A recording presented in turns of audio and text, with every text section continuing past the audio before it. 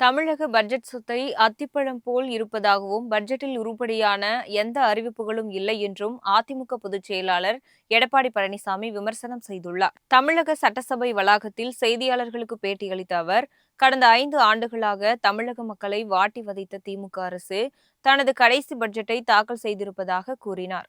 அரசு ஊழியர்களுக்கு பழைய ஓய்வூதிய திட்டத்தை அறிவிக்காமல் திமுக அரசு ஏமாற்றி உள்ளது.